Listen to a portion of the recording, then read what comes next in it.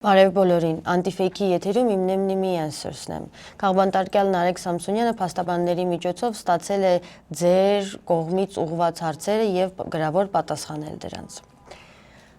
Ընթերցում եմ ձեզ ուղղված Նարեկի բացման խոսքը։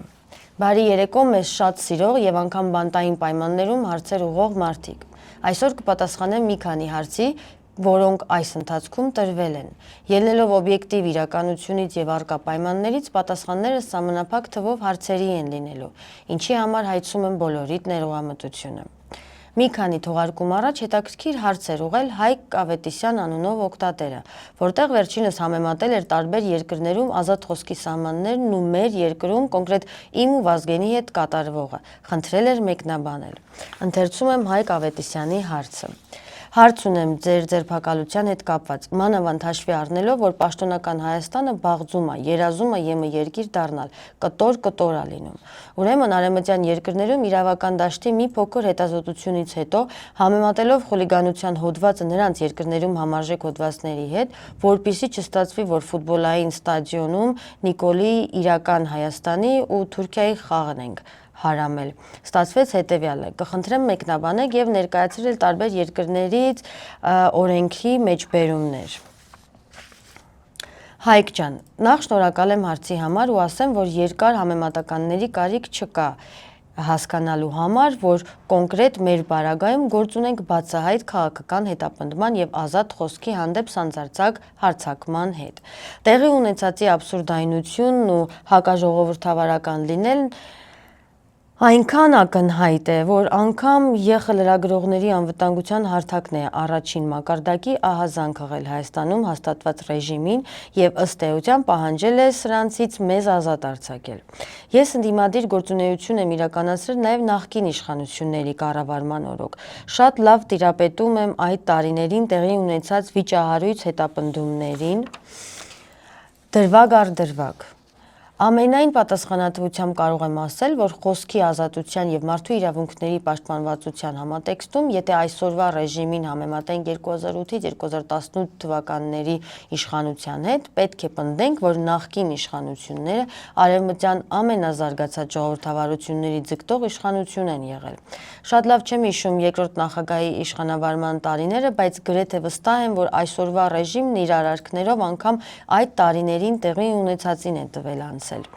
Ինչևէ, վստահ եմ, որ այսօրվա իրականությունը խիստ ժամանակավոր է եւ մոտ ապագայում մենք կունենանք իշխանություն, որը խոսքից չի սարսափի, ընդդիմախոսներին բանտեր չի լցնի եւ ամենակարևորը հայրենիքը չի վաճառի։ Հաջորդը Նարեկն ընտրել է Егор Պապիկյանովի հարցը։ Нарек ջան, выражаю мою поддержку тебе и Вазгену. Вы пример мужественности и настоящего патриотизма. Нарек ջան, Армения не имеет политической традиции, как ты всегда говоришь, но это не является ли большой плюс для Николы и большой минус для оппозиции в контексте изменений власти?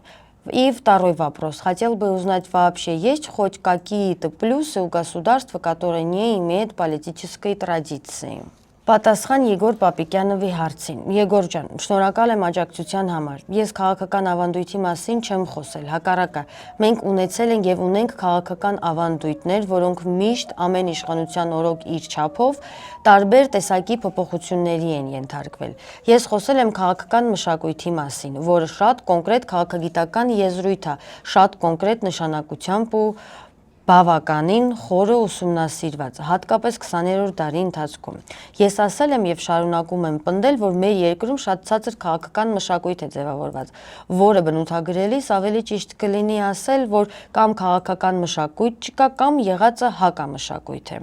Այդ հակամշակույթի ձևավորման վրա ազդում է թե իշխանությունը, թե ընդդիմությունը եւ կարելի է ասել գրեթե հավասարապես է ազդում։ Այստեղ որևէ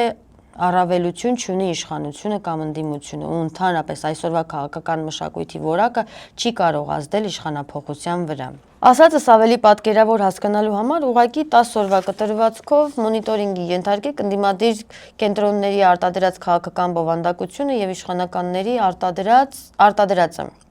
Եվ ամբողջությամբ կհասկանաք, թե ինչի մասին եմ խոսում։ Իսկ եթե այնուամենայնիվ դրա ժամանակը չունեք, սպասեք ազատության մեջ ես բոլորիդ հետ փաստերով կկիսվեմ իմ մոնիտորինգի արդյունքներով եւ բոլորիդ պարզ կդառնա, թե ինչու է Նիկոլը մնում ու հաստատապես 26-ին էլ մնալու է։ Հաջորդը Նարեկն ընտրել է Ալեքս Օրդինյանի հարցը։ Ողջույն Նարեկ ջան, ինչպես միշտ Կիևից։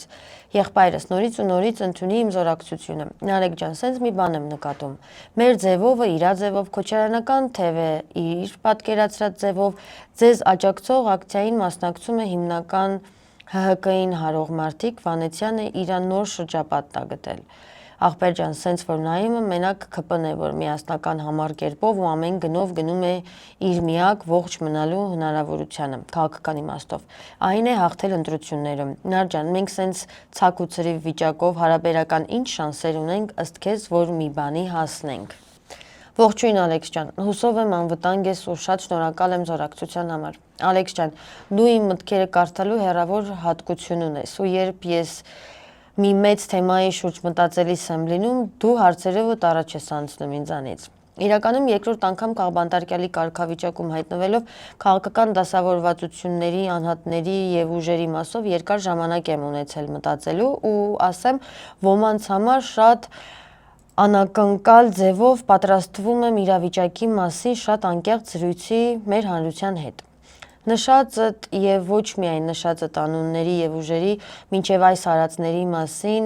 անվանական գնահատականների եւ իրենց անուններով կոչելու պահը հասունացել է իմ համար ու դուրս գալուց հետո հատված առ հատված հրապարակային խոսելու եմ դրա մասին։ Հիմա միայն ասեմ, որ նկարագրած այդ իրականության շատ փոքր հատվածն է, իսկ իրականությունը կիսով չափ պատկերացնելու դեպքում անգամ տարական կրթություն ստացողի համար մեզ սպասվող մեծ ողբերգությունը տեսանելի կլինի։ Այս պահին գործող ընդդիմադիր դիրքավորումը գնում է 2026 թվականի հունիսի ընտրությունները պարտվելու։ Իդեպ որոշները գիտակցաբար են գնում պարտվելու, որոշները միամտաբար հավատում են իրենցից փող ստացող ճակերտավոր սոցիոլոգներին եւ վերլուծաբաններին։ Բայց միարժեքորեն այս պահին ռեժիմը 50+1-ով հաղթելու է, եթե չասենք արդեն իսկ հաղթել է 26-ի ընտրություններում։ Իրավիճակը փրկելու համար դաշտին պետք է անկեղծություն, մի քիչ քաջություն, որ վիրահատական միջամտության միակ հնարավորությամբ գոնե տեսական հույսեր պահպանվեն 26-ին սրանցից ազատվելու համար։ Այսօրվա հարցերն այսքան էին, իսկ դուք շարունակեք լինել ակտիվ եւ հասանելի միջոցներով ուղեք ձեր հարցերը Նարեկին, նա անպայման փաստաբանների միջոցով կստանա դրանք եւ գրավոր կպատասխանի։ Իսկ ես կշարունակեմ կարդալ դրանք ձեզ համար։ Լավ մնացեք։